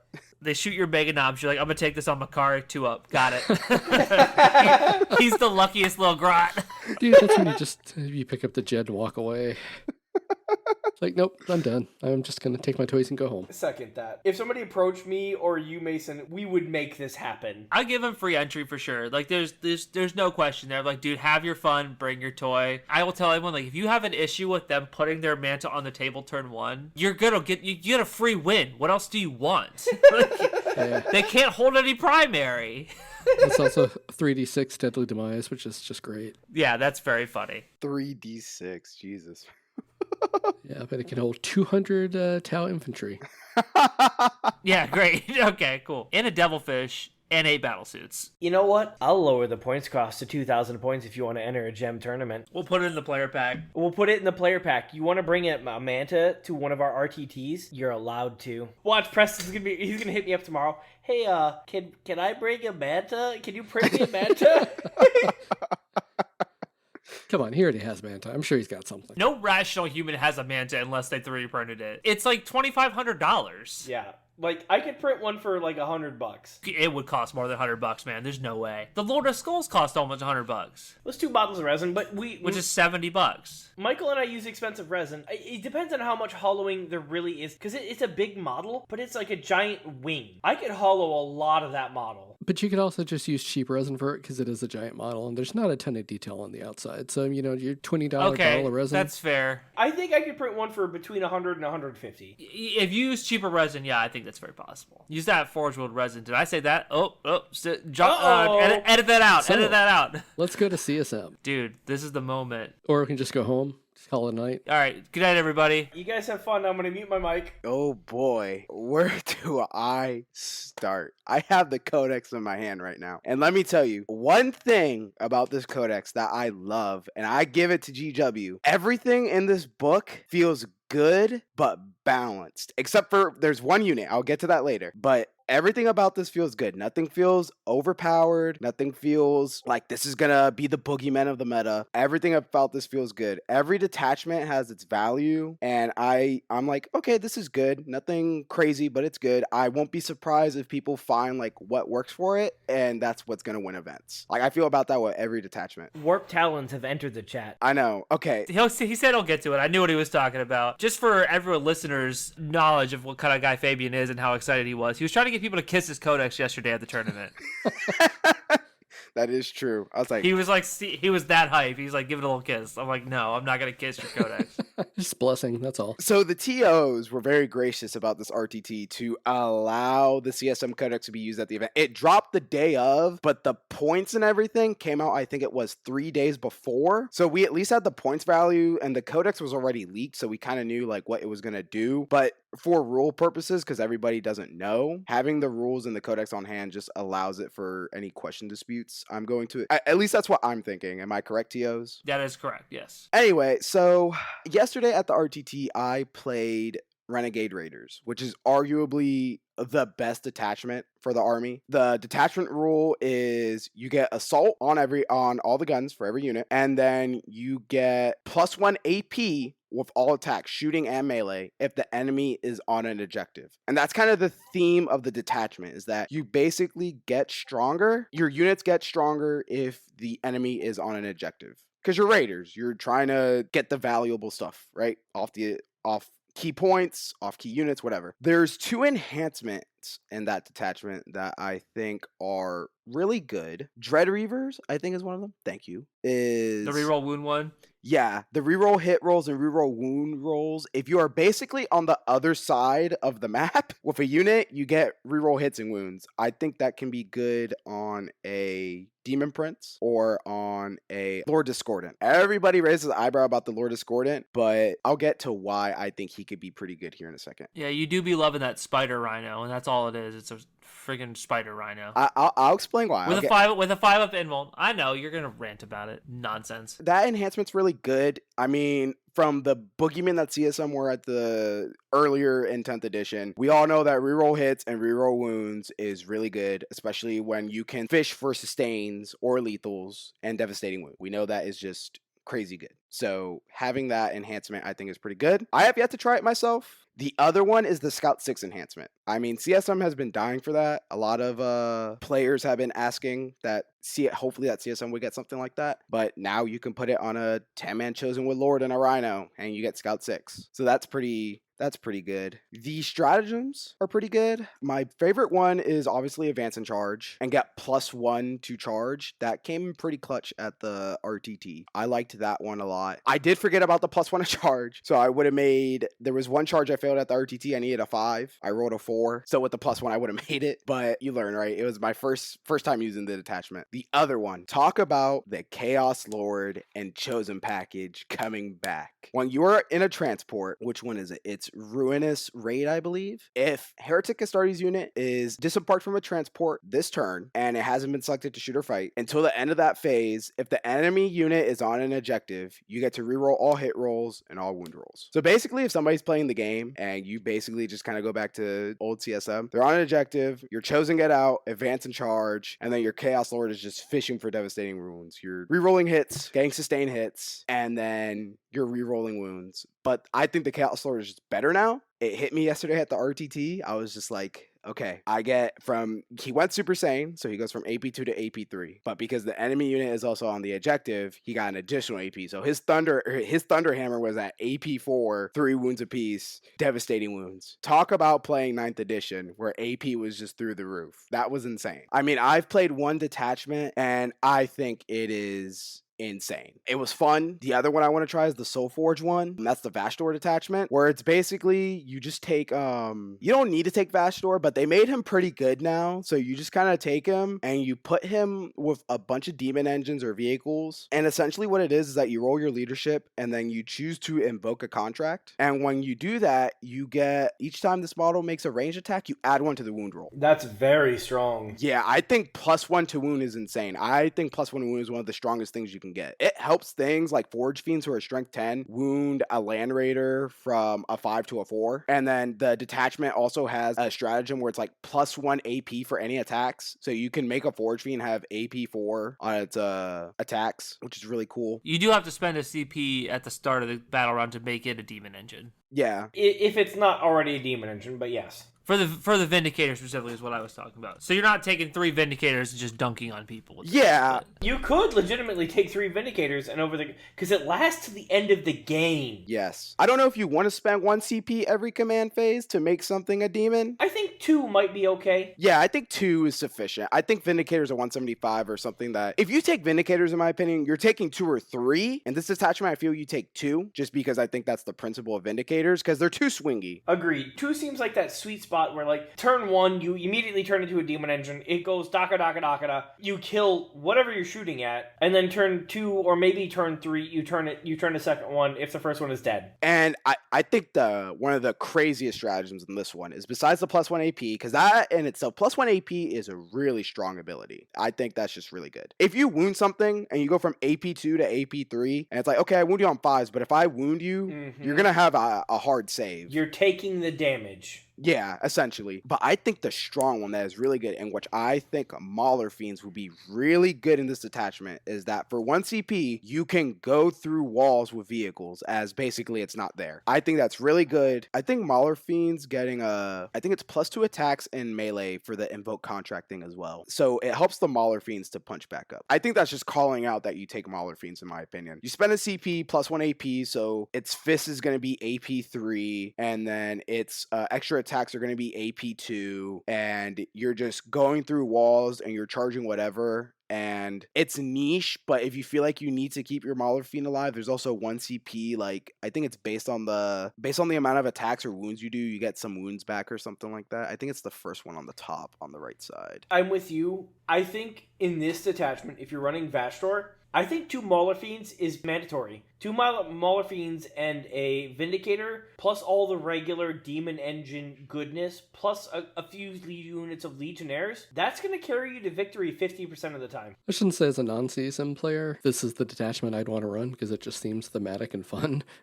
Yeah, that's what I like about it, is that it's super thematic and it's actually pretty good. That's one thing I like, is that even if you're not a competitive player, having a like functional list, I feel like it makes the game fun anyway, because you can play the game and enjoy it and like see your stuff do cool things. So I like that detachment is very thematic, because invoking a contract, that just sounds really cool. It's the bully boys of chaos. Then Vashdor doesn't suck now, so I mean... he didn't get like insane, but they made his hammer instead of strength 7, strength 14. Which is good. And AP2 instead of AP1. Yeah, and it's devastating wounds against vehicles. His abilities are a little lackluster because it's what? Each time an enemy unit within 18 of this model targets this unit until the end of the phase, that enemy unit's ranged weapons have the hazardous ability. I mean, it's cool, but like, do you want Vashtor to be seen by like a vehicle that can probably kill him? It kind of sucks. Like, Vashtor still kind of sucks. But it's still thematic, I think, where you target me, your weapons may blow up, He's the machine god. Yeah, his ability above in that detachment where it's demon vehicles within 6 inches add +1 to strength characteristics of weapons equipped by models in that unit. I think it can stack with the whole +1 to wound thing in certain units because you got +1 strength and it helps you break a breaking point that you're wounding from 6s to 5s. And then with the +1 to wound with range attacks, you wound on 4s now. I think that's kind of good. So what I was going to say is with Vashtor, Forge Fiends now wound T10 vehicles if you invoke a contract on 2s. Yes. Which is pretty cool. I'm not gonna lie. And that's something that Forge Fiends struggled with for a long time back in the early days of the index. You would take them all the time. I mean, they're strength 10. So like Land Raiders get wounded on 5s, but now you're wounding them. They go to strength 11, so you still wound them. You wound them on what, 4s now? It's the Exocrine complex. They're really good. They're really point efficient. They're moderately durable, but they really struggle to do their main job, which is anti-armor. Yeah, but now in Vastor's detachment, they do much better. Yeah. The other detachment I've been looking at was Vets of the Long War. That one, in my opinion, this is not any hate before I get into it. I am surprised that this detachment was not the index for CSM. I think basically this detachment is general 40k good stuff, like good rules, good abilities, good stratagems, stuff like that, but nothing insane. Essentially what it is that you basically get Oath of Moments. You pick an enemy unit and it is your focus of hatred. And what you do is you get to reroll all hits with that. Now that is really good with Dark Pacts because essentially if you feel like you need to fish for lethals or sustain, your unit can reroll hits if you want for purposes of fishing. Besides that, the enhancements are very in my opinion. There's like 2 of them that are pretty good. War Master's Gift, Chaos Lord model only. Each time this bearer makes an attack that targets your focus of hatred, unmodified successful wound roll of 5+ scores a critical wound. You could put that on a Chaos Terminator Lord and give a unit of Terminators Combi Bolters to give them dev wounds on 5s, which is cute. I wouldn't say it's good, but like that's the only interaction I think where like critical wounds would really matter. Or you give it on a Chaos Lord himself, like the regular Chaos Lord, and he gets his devastating wounds on 5-ups instead. It's 15 points. That's kind of a lot for just that. I feel for 15 points with a Chaos Lord who got cheaper, I think it's fine. I don't think it's anything like an auto include, but if I have the points left over, I take it because it can come up because usually your Chaos Lords are getting 1 or 2 rounds of combat and getting your devastating wounds on 5-ups is pretty good. That's fair. I think that as just a point filler, yeah, it's fine. Yeah, as a point filler, it's definitely not something. It's not a build around. There's no build around enhancements for this detachment. No, I think the other one that was pretty good, Mark of the Legend is decent. It's once per turn you can reroll 1 hit roll, 1 wound roll, or 1 saving throw made for the bearer. It's cute. It's 10 points. So if you got the room for it, I'd probably take it. Like if I need a guy to live for some reason, I take it, right? It's just 10 points. Eager for Vengeance I think it's all right. I think it's a little expensive for what it is. The bearer's unit is eligible to shoot and declare a charge and turn a witch it fell back. While doing so, each time a model on that unit makes an attack that targets your focus of hatred, add 1 to the hit roll. And each time you select your focus of hatred as a target of that unit's charge roll, add 1 to the charge roll. I don't think that's too bad. It's so situational, man. I think this is a terrible enhancement. I think you never take this. My issue with this detachment is that everything is focused around focus of hatred. So it's like you just focus 1 unit down, and then when we get to the stratagems, you'll see why I think it's like because just being able to like basically punch up against 1 unit, it's like like regular Space Marines have that issue is that if you hit anything outside of oaths, at least in my experience, Space Marines don't hit that hard. Like if they're not hitting their Oath of Moments unit, they don't hit super hard. There's a reason why so many units like Centurions in John Lennon's list or like, other things that natively reroll hits are so good, right? Yes. That's one thing I was going to say is that I think the key thing thing with this detachment is that you look at units that are point efficient and have a lot of innate rerolls, whether it's to hit or wound. I think one thing you do with this is that you take 3 Master of Executions, put them in either Chosen squads or Legionary squads, and below starting strength, you just have to kill 1 model or do 1 wound to a single model unit, and you get to reroll hits already. And then with Legionaries, you also get to reroll wounds if they're on an objective in melee. I feel like those are things you can do to like try and help this style detachment to punch up, because you're only going to hit one thing really hard. And CSM is not the hard-hitting army it used to be, so it needs all the help it can get like in other spots. If it wasn't 20 points, would you take it?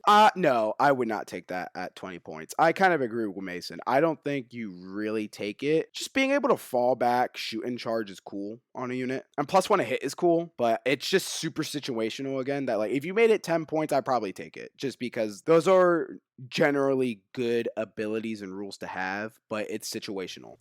So stratagems. I think this one has 3 good stratagems and 3 eh. So the first one is Endless Ire. At any phase, just after your Focus of Hatred is destroyed, 1 Heretic Astartes character unit from your army, excluding damn units. Select 1 enemy unit within 12 of and visible to your unit until the start of your next command phase. That enemy unit is considered to be your Focus of Hatred. I think it's very niche. Like, it's not impossible to pull off. It's pretty steep for 2 CP. If you made it 1 CP, I would say it's pretty good because it's situational. Usually what you're running in CSM right now is a lot of packages that are just gonna die. They're gonna get 1 or 2 turns of doing something and then die. And they're usually melee. Like, it's Chaos Lords, Master of Executions, depending on the attachment. We'll talk about it later, like Fell Hammer, you take Abaddon. It's niche. Like, you have to kill something in shooting and then somehow your character has to see another unit within 12 and say, you're also my Focus of Hatred. I don't see it very common that you're gonna shoot something to death and then also see another unit that you'll be like, I'm gonna pick you up as well. I think that if you go to a GT, you use this like once in all 6 games. Yeah, it's not bad. For being 2 CP and being very situational, it's eh. They honestly could just drop the visible part. Yeah, that too. Just like say, select an enemy unit within 12, and that's your unit, your Focus of Hatred. Yeah. Or the range. Like, drop one of the conditions about that. Because, like, you're already pay 2 CP, which is expensive, and have to kill your original Focus of Hatred. That's 2 things you have to do. You know what I mean? Yeah. Do you have a good way to gain extra CP with CSM? They do.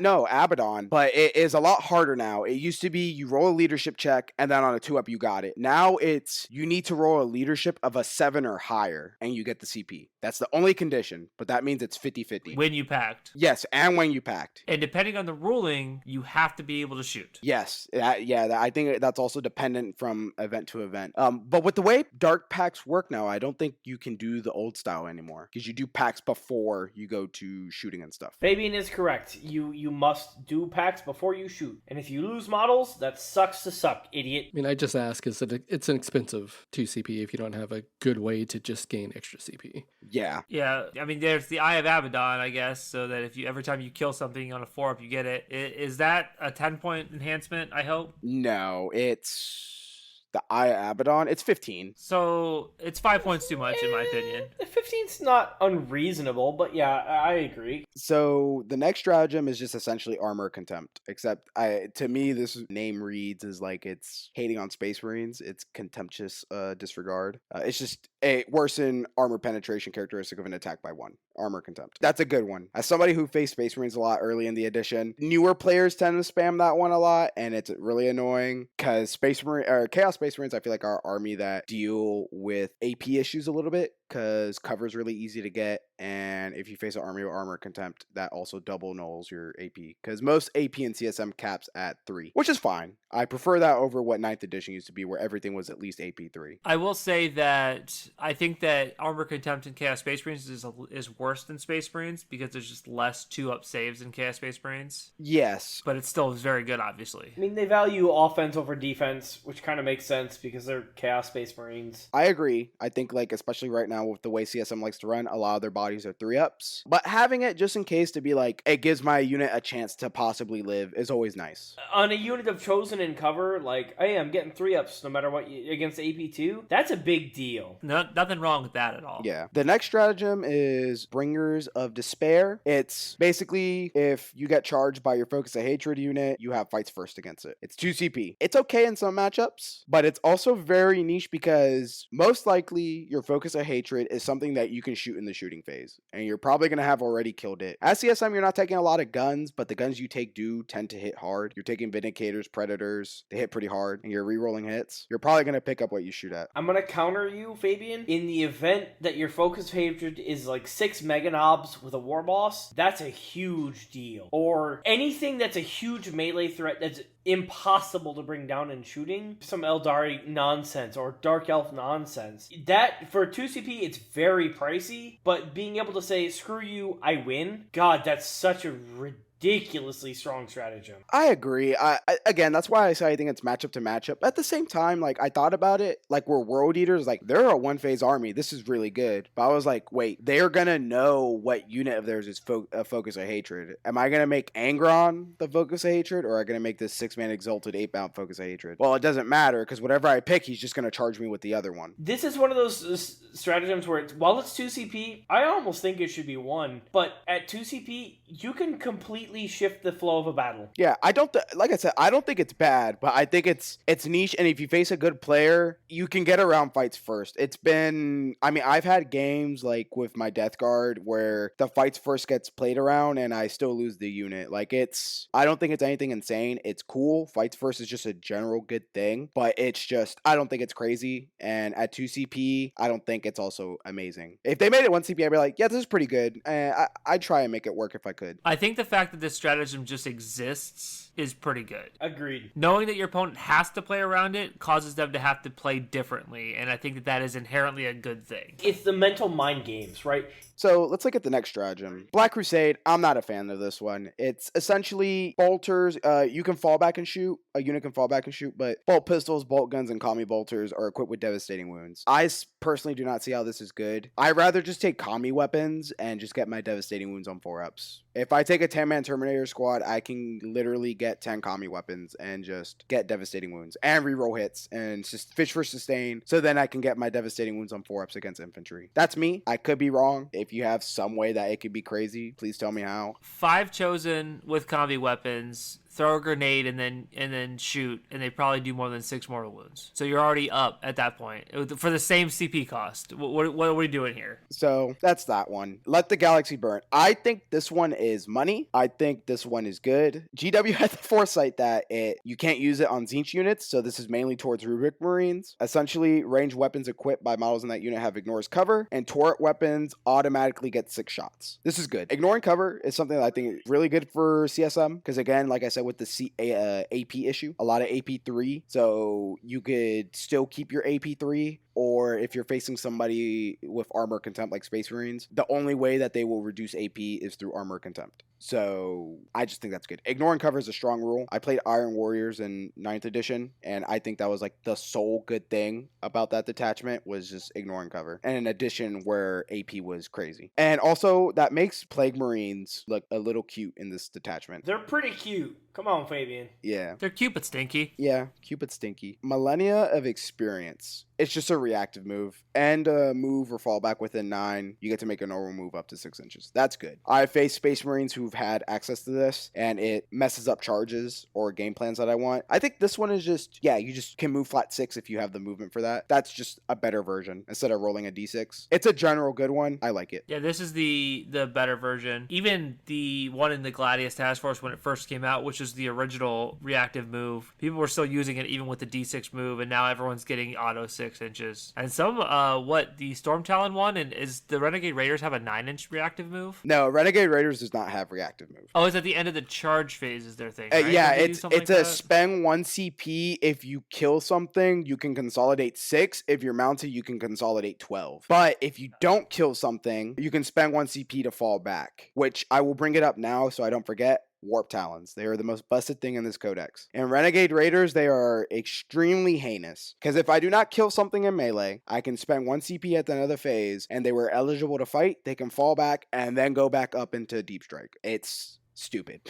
It's really, really good. And Warp Talons absolutely slap. Yes. Being strength 5, AP 2, 1 damage, having 10 of them, during my games yesterday, I swung into things I only wounded on 6s, but getting sustain hits on 10 models. Twin linked, I still picked up anything I swung at. Twin linked absolutely changed things. Yes, absolutely. And if they're on an objective, they're strength 5 AP 3 1 damage. It's insane. Warp Tons are probably going to get hit with something. They're going to do something with that because it is extremely busted. My game 1 against Tau, my opponent was getting annoyed. The first turn, I charged 2 of my Warp Talon squads, traded into something that he put out, and then picked them up. And I was like, okay, I'm going to trade you and I'm not going to lose anything. It's extremely good. We got to fight soon, Fabian.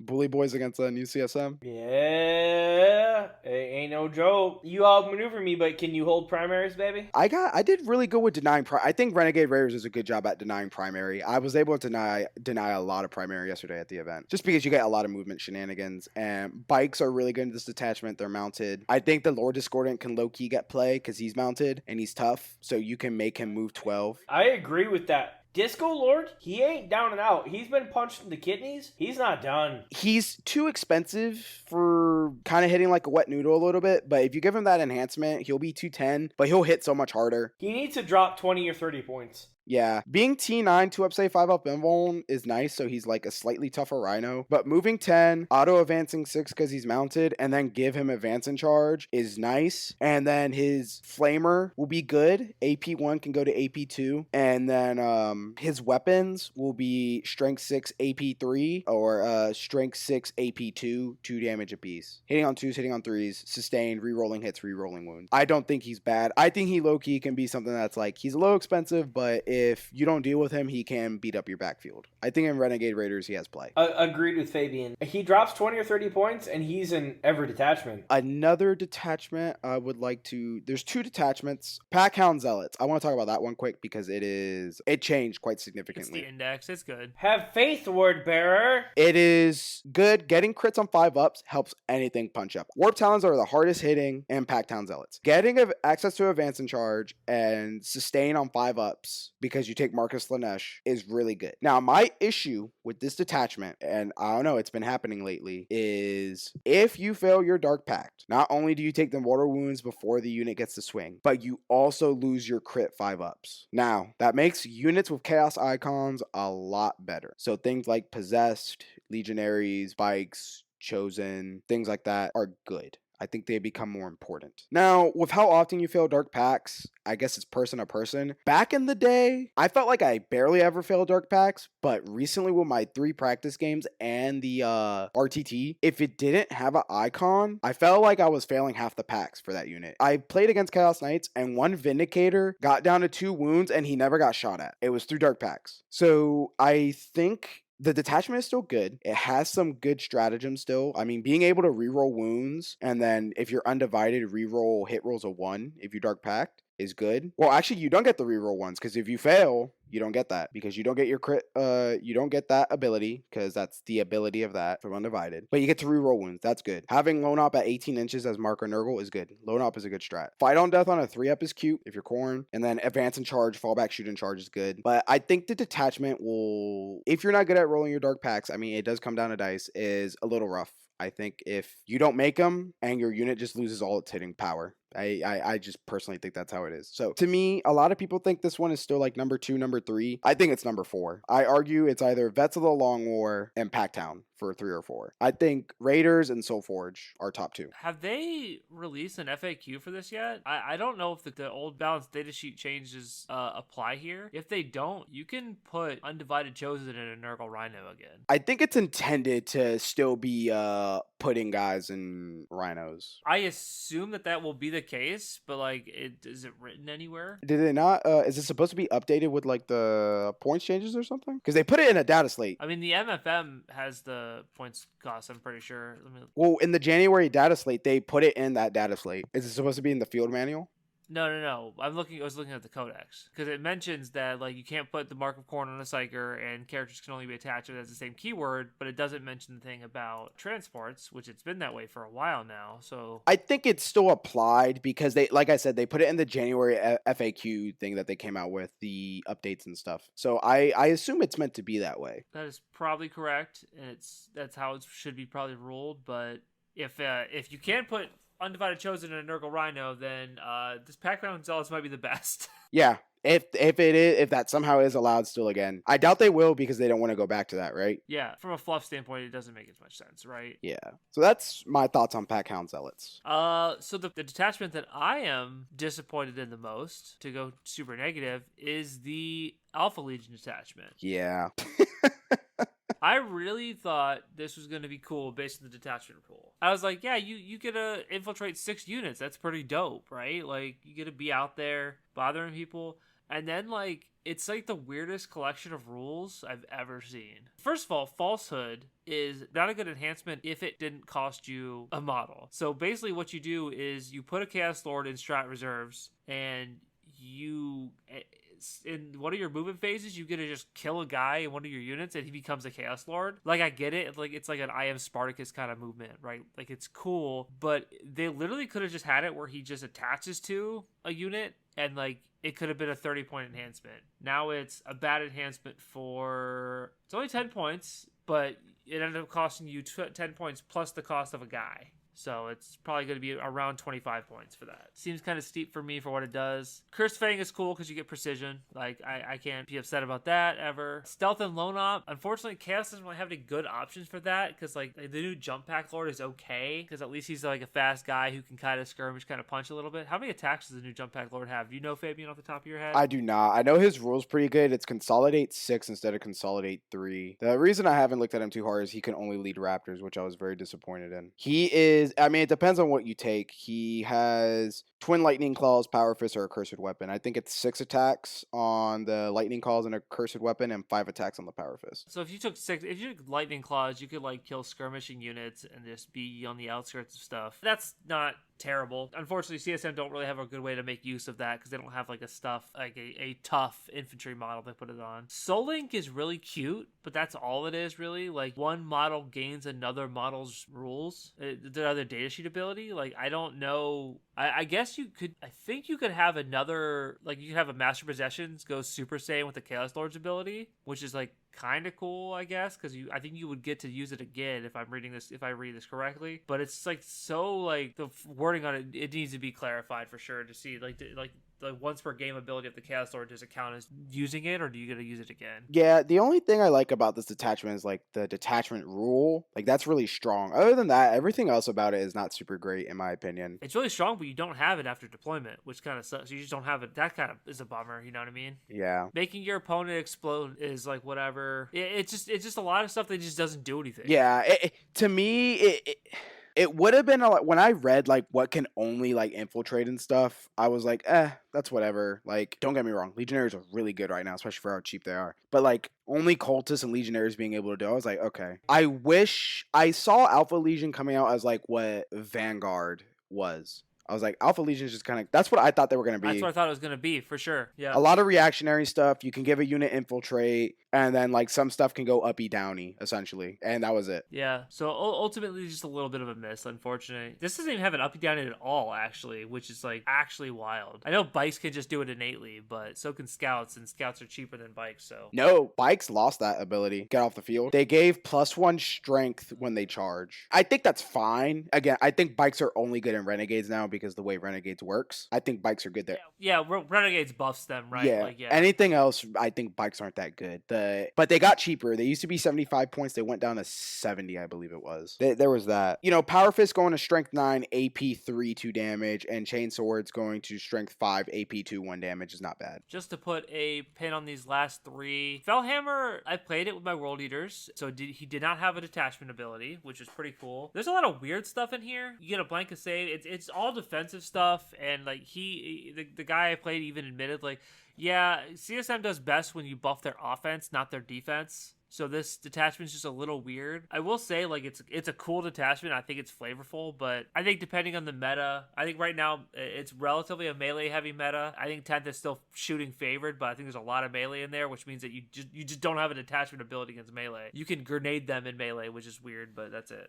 It's just, I don't think this detachment would do well in the, like, if you went to a big event, this detachment would not do well. If you have a local meta who has a lot of tile players, a lot of Space Marine players, this detachment could do pretty good. Because Possessed, if you take Possessed, 5-up Feel No Pain, and also their Toughness 6, so anything that is Strength 6 to Strength 11 wounds them on 4s, which is pretty wild. Not bad. I think this is the detachment where you take Abaddon with Terminators or Abaddon with Chosen. Because Abaddon, if he takes Chosen, it's cheaper, first of all. They're 3 wounds, gives them a 4-up invuln, and then can get a 5-up feel no pain. And it's like, try and shoot me to death. And again, anything from strength 4 to strength 7 is going to wound Chosen on 4s. So you have to put strength 8 and higher stuff. And usually things that are like strength 8 or higher don't like just absolutely pick up that's not everything, but some stuff in the game like las cannons usually picks up like you get like 2 shots with the las cannons on a lot of things, so you pick up 2 Chosen at best if you don't pass the 4-up invulns. And like, I mean, what if you're playing against guard and they shoot your Chosen with a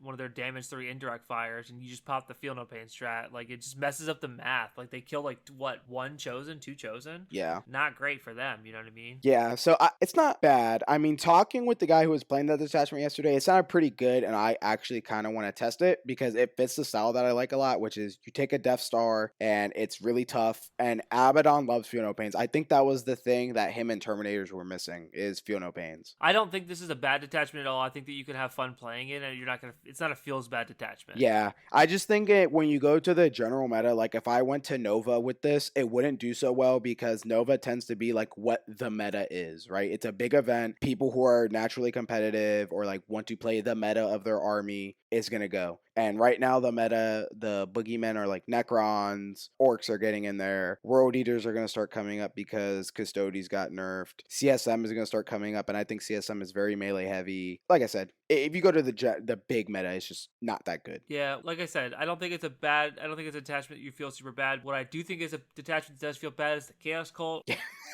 I think this is something you just take for fun, man. I don't think this is something you take to an event and expect to do very well. You might you might be able to go 3-3 with it, and I think that's really the best you're gonna hope for, because this just doesn't. Chaos Cultists, man, they die like nothing, like nobody's business. Like there's not a game here, you know what I mean? Michael, do you know? I doubt it is because the Codex just came out over the weekend, but I assume there's no data with new CSM for events, right? No, not with stat check. We won't get that stuff till some this weekend, but it'll be mostly next. I hope that they release data soon because I wish I, see what actually is really good, because I say this stuff, but like, who knows, maybe somehow Deceptors just is somebody broke it, right? Just found out to make it like broken and it just does insane, right? So yeah, I think overall CSM, me and Mason talked about it over the weekend. They got cheap. CSM is super cheap. And that's because I think GW went down the path. Because if you read all the data sheets about CSM, nothing is cracked besides Warp Talons. Legionaries are really good because of how cheap they are. They're 80 points and they punch up on objectives. Their battle line, they have good OC, and they kind of kill anything on objectives. So that's really good, 80 points. Warp Talons are 110 points, 220 for 10, and they pick up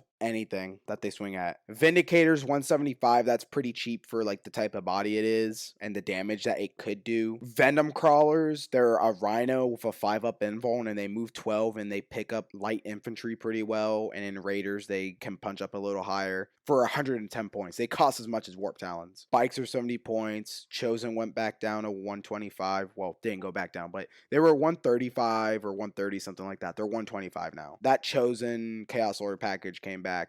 Chaos Lords are from 90 to I think 85, or 95 to 85 now, I think. He went down 5. I know for a fact he was 95. He went down 5, so a little cheap. That's probably actually a fair price for a Chaos Lord. Like, maybe not because Raiders makes them really good, but in most other detachments. This is the one thing that I'm very hesitant in 10th edition. In certain detachments, certain units are absolutely bat dookie bonkers, and then in others they're just like, well, these guys suck, right? Like in the Speed Freaks attachment for Orcs, the Def Coptas, ridiculous. Then you take them in literally any other attachment and they're garbage. But this is my point, you cannot buff that unit via points, which is the easiest lever GW has to manipulate, without making them absolutely out of control in Speed Freaks and mediocre in any other detachment. That is my biggest gripe about so far 10th edition, is that certain units are uncontrollable in certain attachments, and everywhere else. I think that CSM has a wider variety of data sheets, right? But like, look at like 9th edition, where Noise Marines weren't seen outside of the Emperor's Children detachment, even though they could be taken. But in Emperor's Children, they were cracked. They were like they were spammed crazy. I'm sure there are other examples that I blanked a lot of 9th from my brain because it doesn't work anymore for me. But the game was different back then. But there's the same kind of similarities. It's like sometimes something's really good, other times it's not. Yeah, I will say one thing to kind of piggyback off Will a little bit is like Forge Fiends, for example. They went down to 190. I think that's because they realized like they're not going to be really good in every detachment. They'll be good in the Vastor detachment. They could see play in Raiders. To be fair, I think anything can see play in Raiders because it just helps it punch up. And Packtown, especially Packtown. But because there's so many other detachments, I could see the argument that you keep the points up to where they were, because if you put them back in pack, make them back 180 like they were, they start becoming a menace again. You take 2 of them and you just one lone op, one is killing anything it shoots at. Okay, sure, but that's one detachment. To counter argue that also is that the thing that you did is you took 2 Forge Fiends, but you also took 4 Obliterators, a squad of 4 Obliterators. Obliterators got fucking neutered. You can only take them in squads of 2, and they are 170. Yeah, they're very expensive for what they do now. Yes, it saddens me because they are my favorite sculpt. I think Obliterators are extremely cool, and I enjoyed playing them at the beginning. I was in love that they made them good in 10th edition because I was just like, yes, my favorite sculpts. I painted 5 of them, 6 of them over the summer because I was like, I hope they're good, and they were. So I enjoyed it. So like, I can see the point of like nerfing points, but also at the same time, you need to find like that equilibrium, I guess, or like to keep them at the right cost, because you just don't want them to become the menace again and not make one detachment the only playable thing. You have 8 detachments in this book. You want them to be played. Honestly, if they're capped at 2, I think they'd be fine at 150. Yeah, Obliterators? Yeah, they were like 150. I think you would take a unit or 2 just to like deep strike in and do some damage, because like you're not deleting a Land Raider with 2 guys. You're not going to do it. But I think they can pick up like some scouts, and if you roll well on the number of shots, maybe you kill like 3 Eradicators or something. I think you pop light transports pretty reliably with them. I think you pop skirmish units pretty reliably with them, and then they're just tough bodies that can hang around. Yeah. I think 150, maybe 160 for that is fair. I think 170 is just a little bit too much for what you're going to get. It's just a tough pill to swallow because like even a 4-man at 360 before was like, yeah, I'm going to take this because it's really good. Yeah. Last thing I'll say, because I can just keep talking about CSM all night, is the EC index. I am very disappointed. It was just essentially like, here, the data sheets are on their own thing. You can play them in CSM. They get dark packs. And yeah, you have to take Lucius, and he's your warlord. That's how you play Emperor's Children. That's essentially what it is. I just don't get it. What was the point of doing that? I think it's because it was to build suspense, because they know if EC is not in the Codex, then it is confirmed that they will get their Codex this edition. Well, it's what they do with, it's what they did with World Eaters last edition too. So I mean, it's going to happen. Exactly. I think that's literally why they did it. They didn't want to give them anything. They wanted to build that suspense because they know Emperor's Children is one of the favorite legions. They're my second favorite legion. Iron Warriors are. The only reason I don't have an Emperor's Children army and I didn't play Emperor's Children in 9 is, one, I wasn't smart.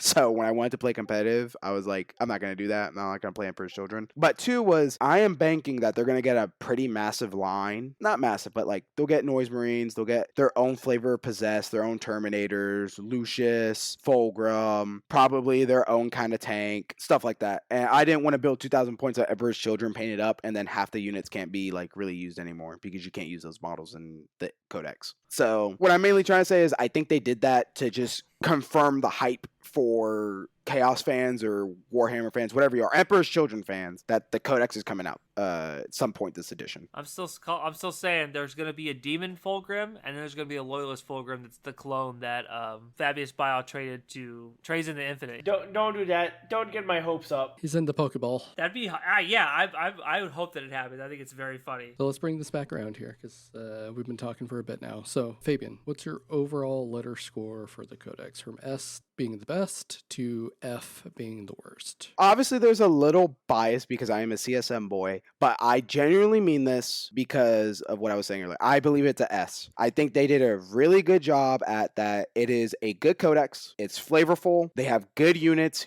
good detachments, but nothing feels overpowered in that it will be the boogeyman. It's like, I can take this and I can win games, I can win events, and people might crack a thing or two where it's like this little combo might be a little broken, but I mean, that's Warhammer in general. And I really like it. Like from the cultist detachment to Renegade Raiders, I wouldn't be surprised if any of the detachments consistently were winning GTs. What about you, Mason? I'm leaning closer to A, maybe A+.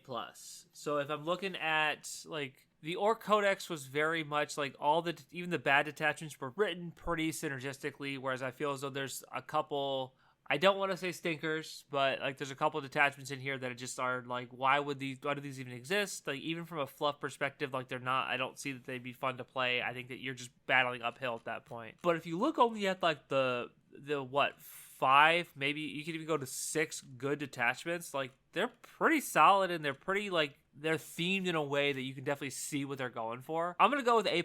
I think it's a very well done codex. I think they did pretty well. I don't think it's overpowered. I don't think I think that it's probably a B+, maybe A- on the competitive scale. Obviously, it depends on the meta. But yeah, I think it falls short of the S because I think that they tried to do too many detachments, and I think they just some of them were just kind of misses, and that kind of makes me sad because I was excited for the Emperor's Children one, or the Alpha Legion detachment, rather. Blah. And the Cultist one, I feel as though could have just been could just not been in there, and I wouldn't have missed it. All right, well, I think we have a consensus then. 8 detachments, good. Orc Codex, bad. Orcs, bad. This is good. I think that's the general consensus. Ban orcs. Get them out of here. Yeah, don't make orcs an army anymore. All the army to legends, right? Absolutely. Orcs are basically Eldar players. My mic's unmuted. I'm just ignoring all of you idiots.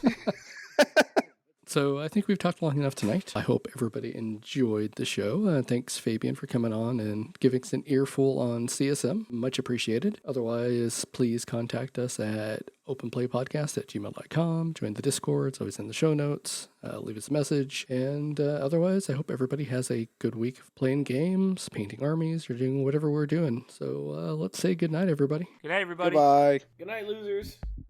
See y'all next time.